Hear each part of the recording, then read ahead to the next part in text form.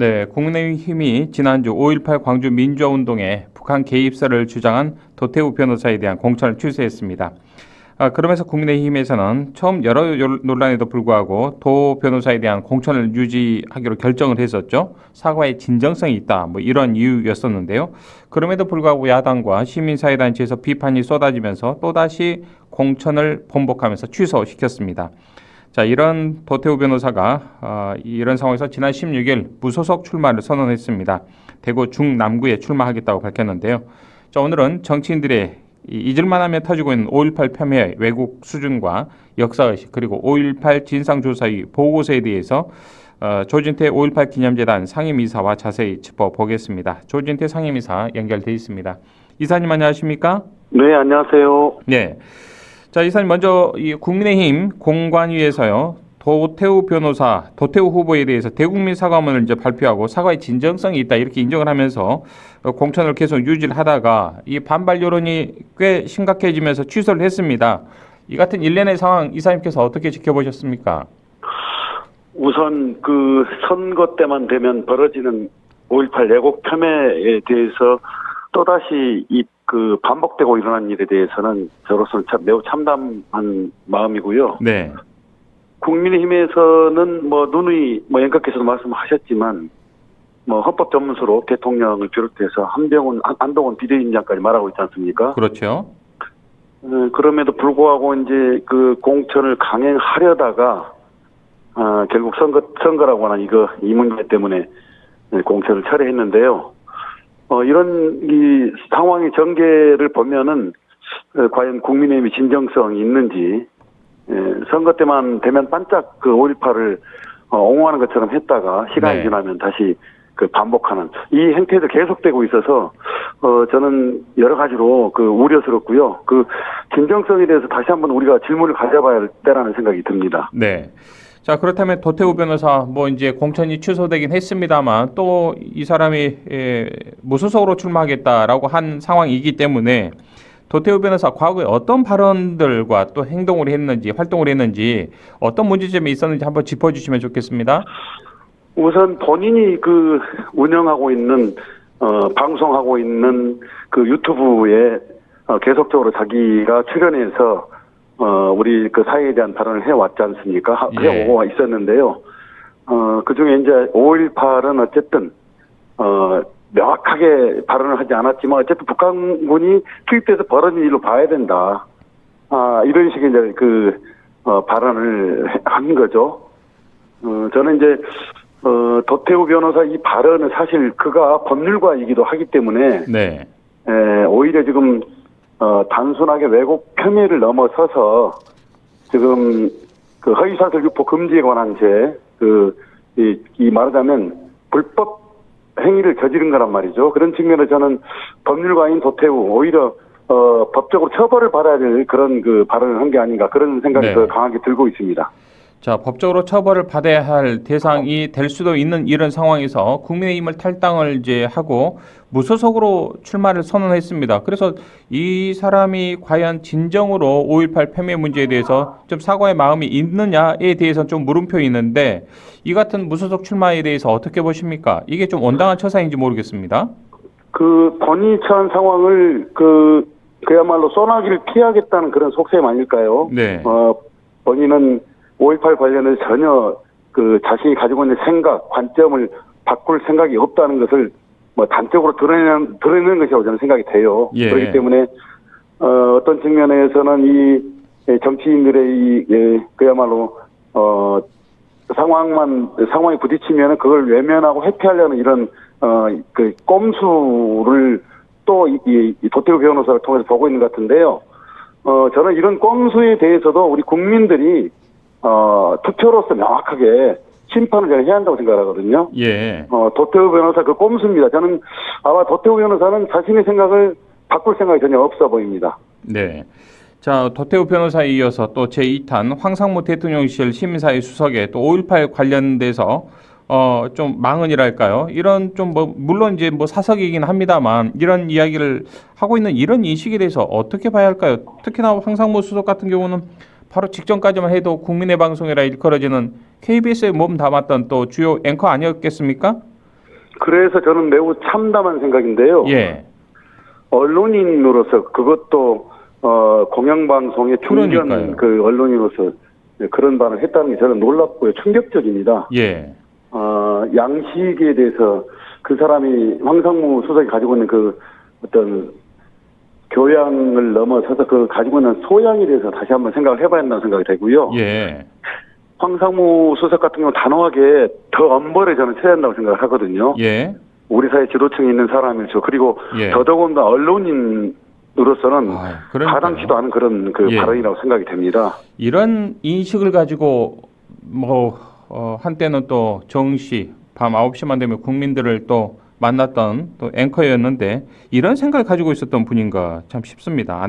안타까운 그런 생각도 드는데 자 어찌됐든 최근에 일련의 상황들에 대해서 5.18에 대해서 국민의힘 지도부가 좀 안일하게 생각하고 있는 것 아니냐. 또 5.18 정신 헌법 전문 수록도 계속 선거 때만 들고 나오면 이게 들고 나오는 카드가 아닌가도 싶은데 5.18에 대한 인식을 좀 단적으로 보여줄 수 있는 이런 모습이다. 이런 비판도 있습니다. 어떻게 보십니까, 이사님?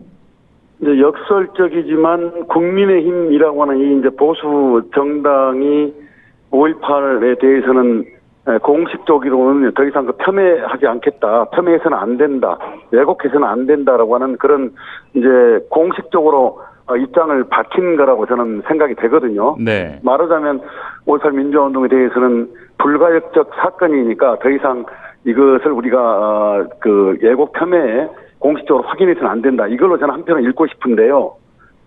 다만 여기에서 머물러 있다는 게 저는 안타깝고요. 그렇기 때문에 항상 이 국민들과 우리 호남민들은 국민의힘의 그런 5.18이라는 태도에 대해서 우려하고 의구심을 갖고 있지 않습니까? 예. 저는 헌법 전문 수록을 공약하는 것도 좋은데 국민의힘 지도부를 비롯해서 당직자들 5.18 민주운동 관련해서 스스로 연찬회도 열고 그리고 광주에 와서 5.18 사적지 체험 답사도 해서 예. 그리고 또 5.18 희생자들도 직접 만나서 희생자들의 손을 잡고 그야말로 마음으로 또 공감하는 이런 학습의 과정을 반드시 거쳤으면 좋겠다.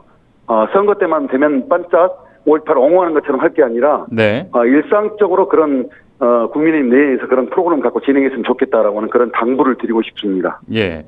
자, 그 당부에 이어서 5.18 정신의 헌법 전문 수록 명문화하겠다는 이 약속 국민의힘 지킬 수 있을 것이라 보시는지요? 이사님 어떻게 보십니까?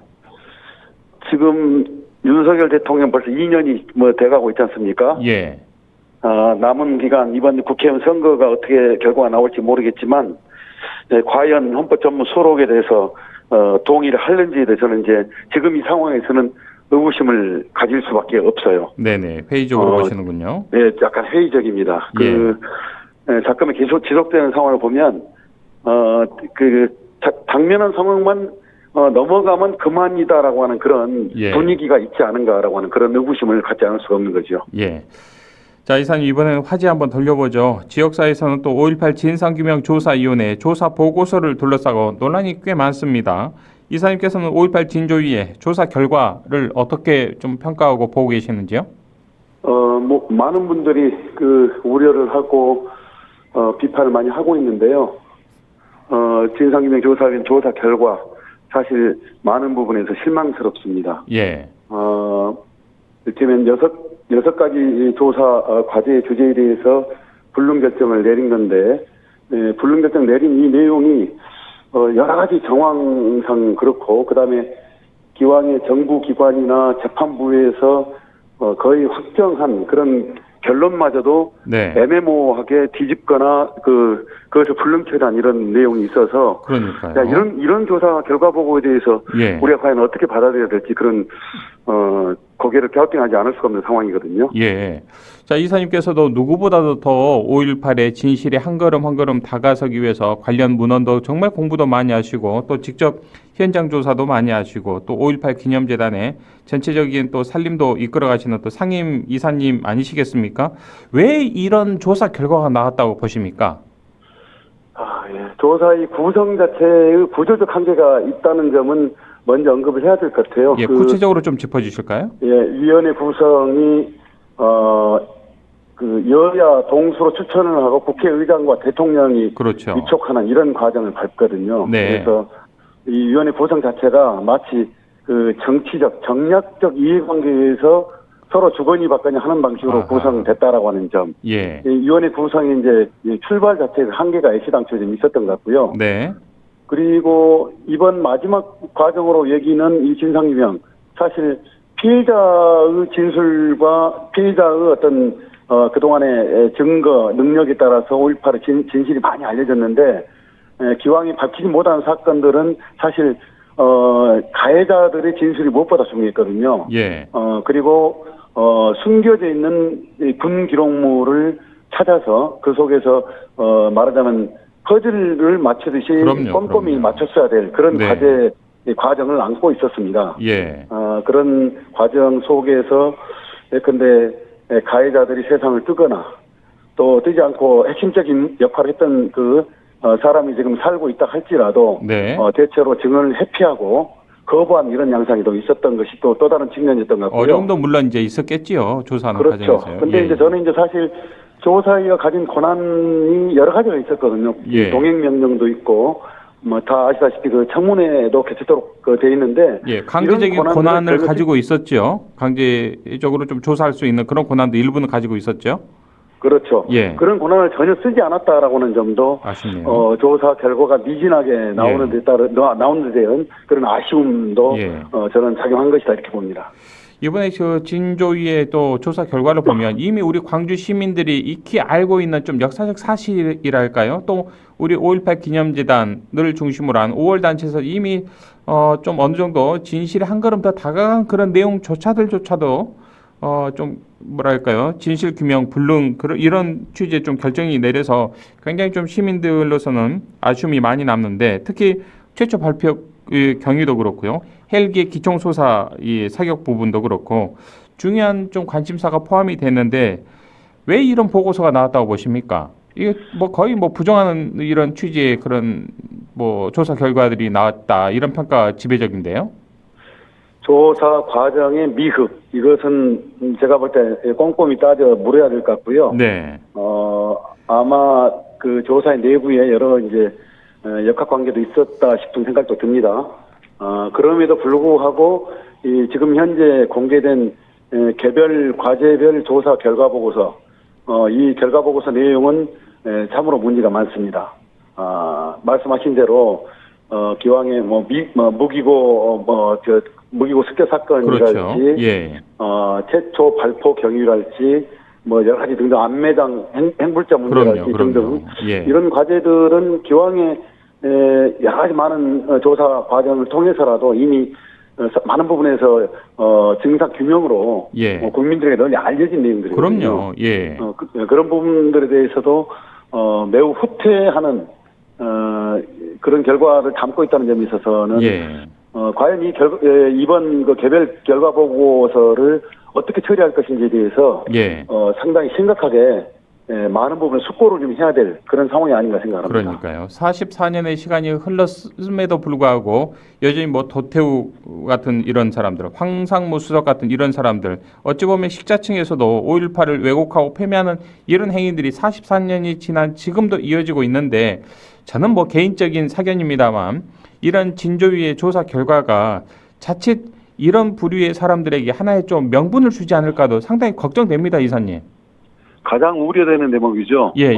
벌써 개별 조사 결과 보고서가 공개되자마자 그 인터넷 언론사에서는 그 논리적 연결도 안 되는데 중간을 그 맥락을 잘라서 네.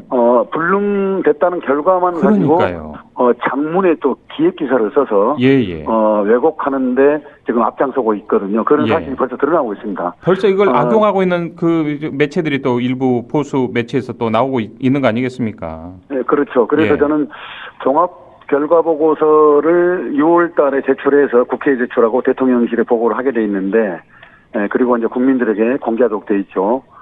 이 지금 몇 달 남았는 이 과정에서 3월 안에 지금 여러 그 의견 수렴 과정을 거치도록 돼 있고, 3월 이후에 개별 조사 결과 보고서나 그다음에 종합 보고서 이 사이에 조사위원회에서는 면밀하게 검토를 해야 한다고 봐요. 예. 무조건적으로 위원회에서 불능 결정을 했기 때문에 불능 그대로 내겠다. 혹은 조사 내용마저도 결과에 담지 못하고 그 퇴행적인 그런 내용을 담는다라고 하는 것은 저는 받아들일 수 없는 것이기 때문에 네네. 조사위원회에서는 굉장히 이 시기를 매우 각고의 어떤 면밀한 검토를 거쳐서 결과 보고 내용에 대해서 판단을 내려야 할 예. 것으로 그렇게 생각합니다. 자, 우리 송선태 위원장님과 또 우리 조진태 5.18 기념재단 상임이사님과는 또 개인적으로 굉장히 또 가까우신 분으로 알고 있는데 이 진조위 조사 결과가 나오고 나서 개인적으로 좀 통화를 해보신 적은 있으신지요? 아니요, 저는 그런 위원장하고는 전화 통화는 안 했고요. 다만 예. 그쪽에 위원회 상임위원 한 분에게 그렇군요. 그런 개별 결과 보고서에 왜곡 폄훼가 진행되는 부분에 대해서는 조사위 차원에서 적극적으로 대응이 필요하다 이런 주문을 하긴 했거든요. 그런 의사를 전달을 하셨군요. 네, 전달을 했고 그래서 면밀하게 검토해서 하겠다라고 그러는데 그 이후에 후속 조치에 대해서는 제가 알지를 못하겠네요. 예. 또 이사님 이게 이제 홈페이지에 올라와 있어서 국민들의 여론을 의견을 수렴한다라고 하지만 이 양이 한두 페이지가 아닙니다. 어마어마한 양인데 이걸 어떻게 국민들이 다 검증을 할 수 있겠습니까?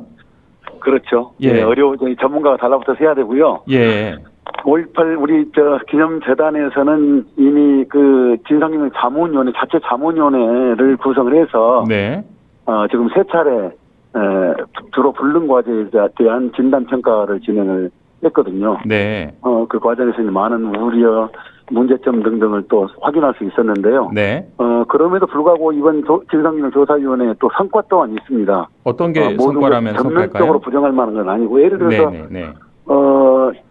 왜곡 폄훼 조작 사건도 진상규명조사 대상인데 이번에 불능 결정이 내려졌거든요. 네.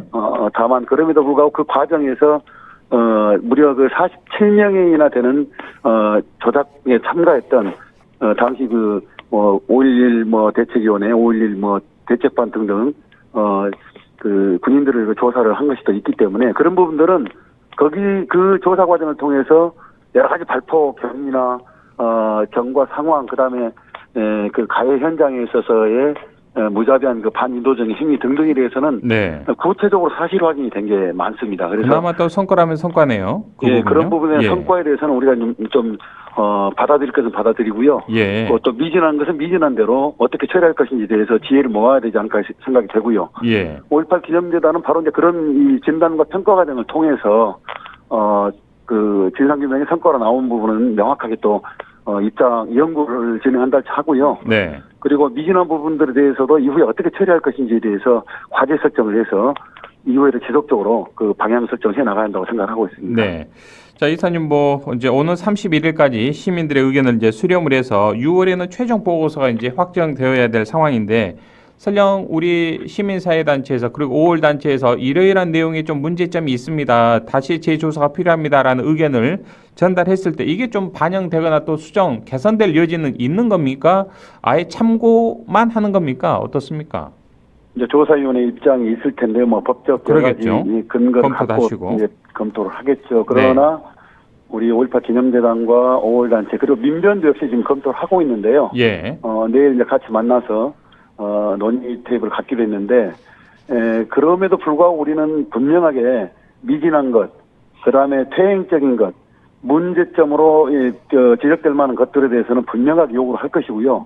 요구해서 위원회 차원에서 할 수 있는 것은 최선을 다해서 결과 보고에 담아야 된다. 수정할 건 수정을 하라. 그럼요. 이런 내용을 정확하게 촉구를 할 예정입니다.